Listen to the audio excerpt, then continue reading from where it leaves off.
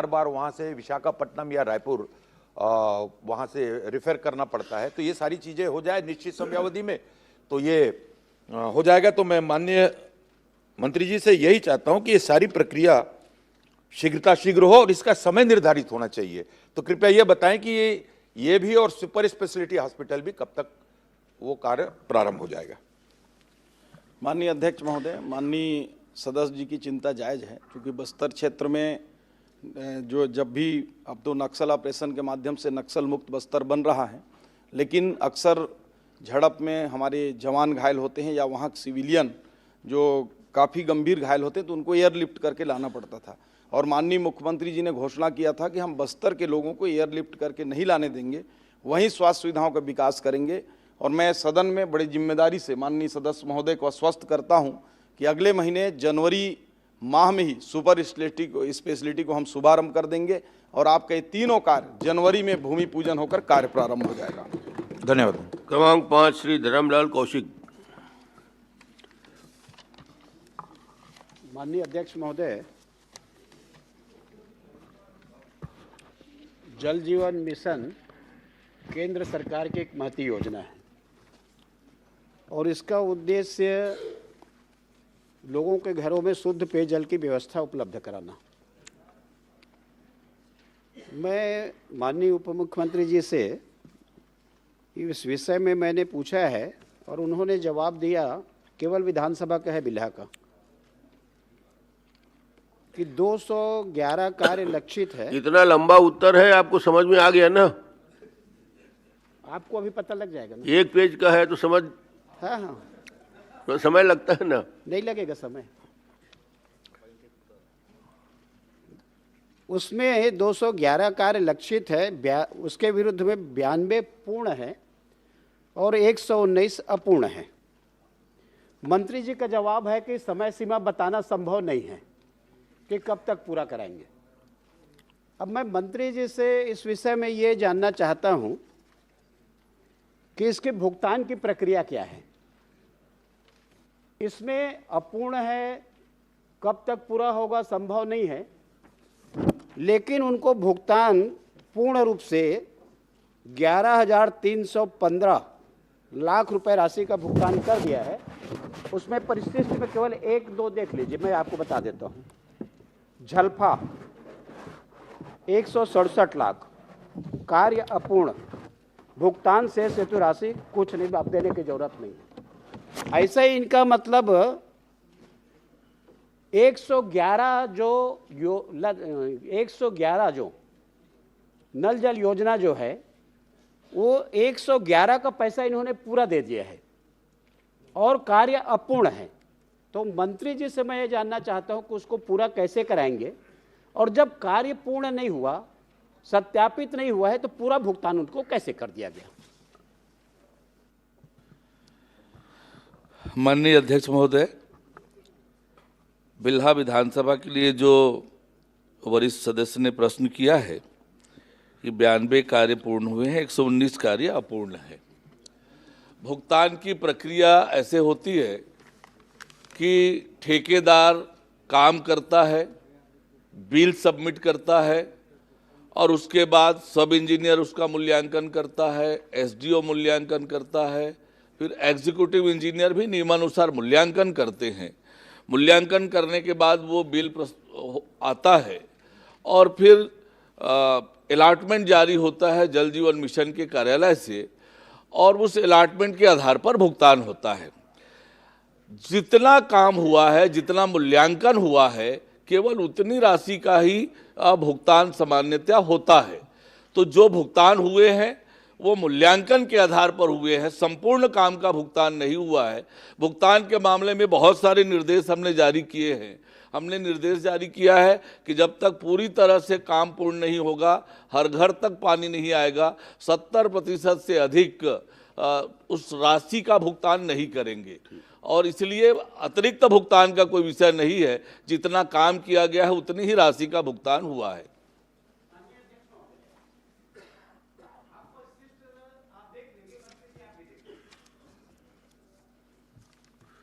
पहले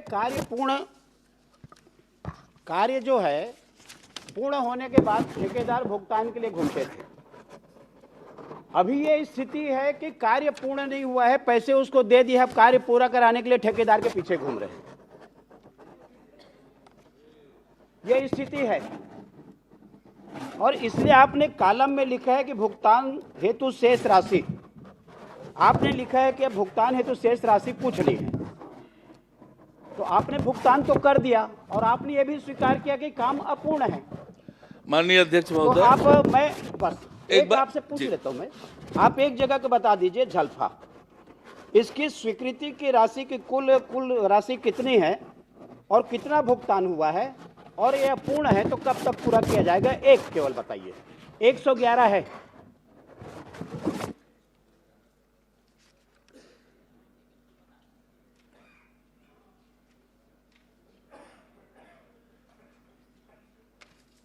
मोला लगता है तो 2047 में हो ही पूरा।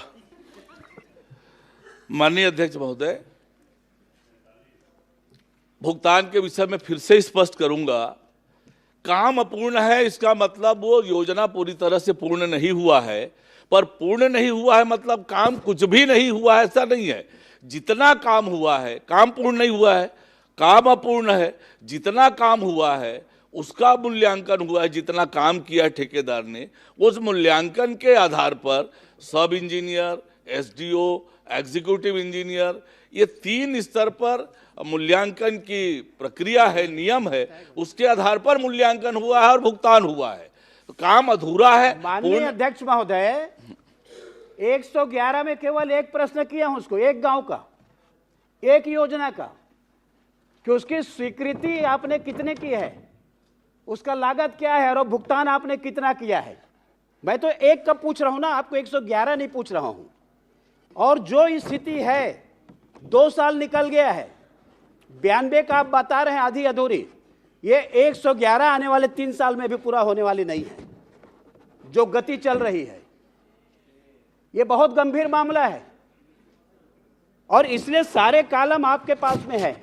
तो मैं तो केवल एक का पूछ रहा हूं ना, आपको ही पता लग जाएगा कि उसकी स्वीकृति राशि कितनी है और कितना भुगतान हुआ है, उसका कितना अपूर्ण है, कि कब पूरा कराएंगे। एक का केवल मैं पूछ रहा हूं। तुम्हारा विजन याद है ना, विजन? बिल्हा विकास खंड का है माननीय सदस्य जी, या पथरिया विकास खंड का गांव?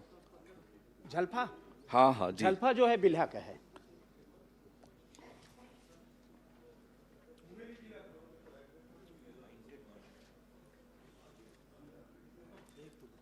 झलफा,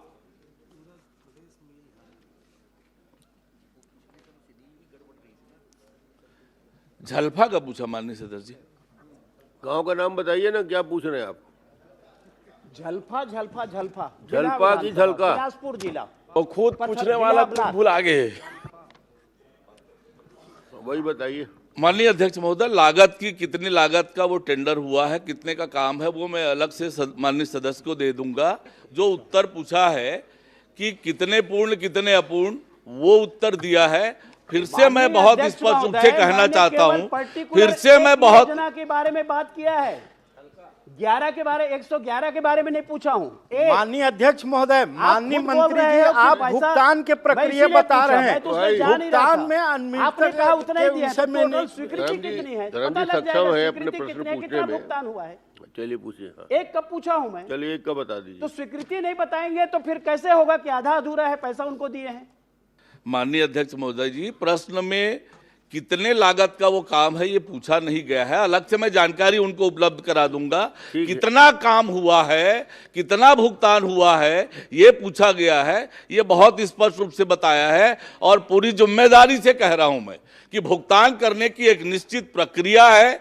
सब इंजीनियर उसका मूल्यांकन करते हैं, ठेकेदार के बिल प्रस्तुत करने के बाद जितना वो काम करता है उसके आधार पर वो बिल सबमिट करते हैं। उस बिल का वेरिफिकेशन होता है, सब इंजीनियर करते हैं, एसडीओ करते हैं, कुछ पैमाने में एग्जीक्यूटिव इंजीनियर करते हैं। उसके बाद वो बिल सबमिट होता है, फिर अलॉटमेंट होता है, तब भुगतान होता है। बिना काम के भुगतान का कोई विषय नहीं है। भुगतान को लेकर बहुत कठोर निर्देश हमारी सरकार बनने के बाद हमने जारी किया है कि जब तक हर घर में पानी नहीं आएगा तब तक किसी भी ठेकेदार को 70% से अधिक भुगतान नहीं करना है। ये निर्देश दिया हुआ है। चलिए, और कोई प्रश्न आपका? माननीय अध्यक्ष माननीय महोदय, मुख्यमंत्री जी, माननीय अध्यक्ष महोदय, माननीय हमको उप भुगतान मुख्यमंत्री होना जी, नहीं होना अलग विषय हल्का से आगे है। बढ़िए शुद्ध ना पेयजल आप कब तक आप मिलेगा ये बहुत बता अच्छा दें काम मंत्री कर जी। रहे हैं। 2047 तक कहा था। आपकी नियत पर भी नहीं है, आप बहुत अच्छा काम कर रहे हैं। मैं तो केवल ये असल में कि 111 अपूर्ण है और उसमें लिखा है कि कब तक पूरा करेंगे वो बताना संभव नहीं है। चलिए कोई बात नहीं, लेकिन वो पूरा नहीं होगा क्योंकि पैसा अपन ने दे चुका है और ठेकेदार के पीछे हम घूम रहे हैं और अधिकारियों के कहने से ठेकेदार काम नहीं कर रहा है। अरे अधिकारी उधर प्रश्न बैठे हुए ये हैं, है। जवाब दे देना। छलका दूसरा के मेरा आप क्वेश्चन ये है, अगला प्रश्न में आइए आप। आ रहा हूं मैं, कुल 3 प्रश्न करना है अध्यक्ष महोदय। कुल जल्पा 3 से आगे प्रश्न। बढ़ो। दूसरा प्रश्न मेरा यह है कि आपकी एक कमेटी बनी, उस कमेटी के द्वारा बैठक की गई 17/2/25 को, अनुशंसा की गई और उसमें जो कूट रचित दस्तावेज है उसकी जांच करें, उसके आधार पर उसके ऊपर कार्रवाई करें। 7 लोगों में आपने एक विजय वी सालुखे के खिलाफ में एफआईआर कराई, सेम दस्तावेज बाकी लोगों ने उपयोग किया, उसके खिलाफ में आपने कोई एफआईआर नहीं कराया। ठीक है, उसी दस्तावेज का उपयोग करके उन्होंने अरबों रुपए का काम ले लिए, कूटरचित फर्जी दस्तावेज। दूसरी बात, फिर उसमें आपने खंड स्तर पर कार्यपालन अभियंता, मंडल स्तर अधीक्षण अभियंता, इनको आपने जांच करने के लिए एक आदेशित हुआ। जो 100 रुपए के स्टाम्प उन्होंने ऑनलाइन किया था उन्हीं को उन्होंने सही मान लिया। उनको आपने कहा कि इनके दस्तावेज का जांच करो, उन्होंने दस्तावेज का जांच नहीं किया। वो एक एफिडेविट दिया 100 रुपए का, उसका जांच कर लिए। अब इतने जवाबदार अधिकारी हैं कि कूटरचित दस्तावेज का जांच करना है कि एफिडेविट का जांच करना है, और बहुत अच्छा लिखा है उसमें। आप क्या चाहते हो? मैं बता रहा हूं उसको, मैं प्रश्न चाहता हूं वो करिए ना। करेंगे नहीं।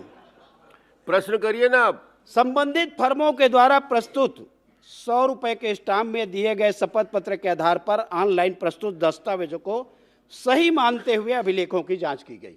आप प्रश्न मतलब कर लीजिए, एफिडेविट छोटा। को उन्होंने, मैं ये चाहता हूं, हाँ, वही बताइए। जब आपने एक के खिलाफ में एफआईआर दर्ज किया, उसी दस्तावेज का उपयोग करके दूसरे ने लाखों रुपए करोड़ों रुपए का टेंडर ले लिया, उनके खिलाफ में एफआईआर आपने क्यों नहीं किया? चलिए। अधिकारी उनको क्यों बचाना चाहते हैं, चलिए, ठीक ये है। बताएं। ठीक, बता दीजिए। माननीय अध्यक्ष महोदय, जल जीवन मिशन के अंतर्गत समूह जल प्रदाय योजनाओं 70 जल समूह प्रदाय योजनाएं स्वीकृत की गई, जिसमें से 12 जल समूह योजनाएं ज्वाइंट वेंचर बनाकर उसका आवंटन किया गया। आवंटन करने के बाद मिसर्स विजय सालुंके के अनुभव प्रमाण पत्र को लेकर शिकायत हुई कि ये फर्जी है, फोर्ज है, सही नहीं है। जैसे ही शिकायत मिली, हमने तुरंत जहां से वो जारी हुआ था, नगर पालिका कराड़ महाराष्ट्र, वहां से उसका सत्यापन कराया। सत्यापन में ये पाया कि ये सर्टिफिकेट वहां से जारी नहीं हुआ है। उसके आधार पर फिर कार्यवाही प्रारंभ हुई। कार्यवाही जो अपेक्स कमेटी होती है जल जीवन मिशन की, मुख्य सचिव की अध्यक्षता में, उस कमेटी ने निर्णय किया कि सभी को ब्लैक लिस्ट करेंगे, टेंडर निरस्त करेंगे और मेसर्स विजय सालुंके जिसका डॉक्यूमेंट फोर्ज है उसके खिलाफ एफआईआर किया जाए। एफआईआर किया गया है, वो मामला विवेचनाधीन है, और मामला जब पुलिस के सामने विवेचनाधीन है, और ये जो 6 अन्य फर्म थे जो ज्वाइंट वेंचर बनाए, इन्होंने भी मेसर्स विजय सालुंके के खिलाफ कंप्लेंट किया कि हमारे साथ इन्होंने चीट किया, हमको फर्जी दस्तावेज दिया। और अभी पुलिस इन्वेस्टिगेशन कर रही है, जिनकी जिनकी संलिप्तता मिलेगी उन सब पर पुलिस कार्रवाई कर बहुत सकती बढ़िया। है। चलिए आप पूछ लीजिए एक माननीय प्रश्न, अध्यक्ष एक मिनट, महोदय, इनका कोई प्रश्न है? माननीय अध्यक्ष महोदय, आपके सपोर्ट में खड़े हो रहे अध्यक्ष हैं। महोदय, मेरा एक प्रश्न और है। मैंने तो लंबा हो 3 गया प्रश्न ना? की बात किया है कुल। बहुत लंबा हो मेरा गया। अंतिम जो प्रश्न है कि माननीय उच्च न्यायालय ने जो आदेश किया और आपने कहा कि अब उसमें कार्रवाई करेंगे, माननीय उच्च न्यायालय ने क्या आदेश किया? और मैं आपको बताना चाहता हूं, जिस बात को मैं 24 से उठा रहा हूं, 2-3 बार आ गए सदन में, उस बात को मानने से इनकार कर रहे हैं। लेकिन माननीय उच्च न्यायालय उसी आदेश, जो आदेश किए हैं, जिस बात को हम उठा रहे हैं, अब उसमें बोल रहे हैं कि अब कार्रवाई करेंगे। तो माननीय उच्च न्यायालय के आदेश हो चुका है, क्या आदेश किए हैं और उसको कब तक कार्रवाई आप करेंगे? चलिए, माननीय अध्यक्ष महोदय, जब अपेक्स कमेटी का निर्णय हुआ, उस आधार पर जिला जल स्वच्छता समिति के सचिव के नाते एग्जीक्यूटिव इंजीनियर ने कारण बताओ नोटिस जारी किया। तो जो अन्य 6 फर्म है वो उच्च न्यायालय में गए कारण बताओ नोटिस और अपेक्स कमेटी के निर्णय के खिलाफ। माननीय उच्च न्यायालय ने अपने निर्णय दिनांक 7/3/2025 को शोकाज नोटिस और अपेक्स कमेटी के निर्णय को निरस्त किया और सुनवाई देकर फिर से आदेश करने के लिए कहा। माननीय उच्च न्यायालय ने जब आदेश किया तो स्पेसिफिक रूप से डायरेक्शन हुआ कि इसका निराकरण मुख्य सचिव करें। लेकिन जो जल जीवन मिशन के गाइडलाइन है उसमें high power committee apex committee है, जिसके अध्यक्ष मुख्य सचिव होते हैं, अन्य 9-10 सदस्य हैं। तो उसका क्लेरिफिकेशन के लिए शासन की ओर से रिव्यू पिटीशन पेश हुआ। रिव्यू पिटीशन का आदेश 27/11/2025 को हुआ। उसके आधार पर यह मामला फिर से विचाराधीन हुआ अपेक्स कमेटी में, और अपेक्स कमेटी ने अभी उस पर निर्णय किया है 20/12/2025 को, और उसके आधार पर फिर से जो पूर्व में निर्णय लिए गए थे ब्लैक लिस्टिंग और FIR का, वो यथावत रखा है। उसके अनुरूप अब आवश्यक निर्देश जारी हो गए। चलिए, बहुत बढ़िया। आप दोनों बिलासपुर हाई कोर्ट के प्रसिद्ध वकील रहे हैं और इतनी लंबी बहस चलाने का, चूंकि आप 2 बड़े अधिवक्ता हैं, इसलिए मैंने समय बहुत दिया और मुझे ख्याल है दोनों संतुष्ट हो गए। आप कुछ पूछ रहे हैं? इसी पे बहुत छोटा प्रश्न। माननीय अध्यक्ष महोदय, माननीय मंत्री जी का एक उत्तर आया कि 70% भुगतान किया जाएगा, उससे ज़्यादा नहीं किया जाएगा। मेरा एक प्रश्न है, इतनी मोटी परिशिष्ट आई है आज, पूरे जल जीवन मिशन में जांच करें, FIR करें, 70% भुगतान करें, ये विषय नहीं है। विषय ये है कि जो गांव समस्याग्रस्त है, जहां बिना जल स्रोत के निर्माण किया गया, वहां जल स्रोत कितने दिन में आप उपलब्ध करवा देंगे? चाहे वो उसको बिलासपुर के संदर्भ में ले, चाहे धमतरी के संदर्भ में ले लें, चाहे कहीं रामानुजगंज के संदर्भ में ले लें, कि जहां जल स्रोत नहीं है वहां बनाया दिया गया, तो जल स्रोत कितने दिन में उपलब्ध करवाएंगे आप उन गांव में? ये और परियोजना पूरी तरह चालू हो। और यदि नहीं करवा सकते हैं तो जो ऐसा निर्माण कार्य कहीं पे भी किया गया है उसके खिलाफ कोई कार्रवाई करेंगे क्या? भुगतान 70% से किसी समस्या का हल नहीं हो रहा है। और पैसा ले तो वापस करवावा सब ला। चलिए, अब मंत्री तोर जी किए के, धरे हरे तोर बोल दो तो गड़बड़ हो जाही। अजय जी बैठिए। मंत्री जी के उत्तर में संदर्भ आया 20/12/2000, अध्यक्ष जी, एक मिनट, 20/12/2025 का उल्लेख किया। तो ये तिथि में भ्रम है या तिथि की गलत वो है आपके उत्तर में? अध्यक्ष महोदय, आप मेरे को बैठा दिए, 20/12 आया नहीं है। इसलिए मैं बोल रहा हूँ अधिकारी कुछ भी लिख करके भेजते हैं ना, उस तिथि का संशोधन कर ले, तो 20/12 संशोधन कर आया ले। नहीं। क्षमा चाहूंगा माननीय अध्यक्ष महोदय, 2/12/2025 है। प्रश्न क्रमांक 7 विक्रम मंडावी जी।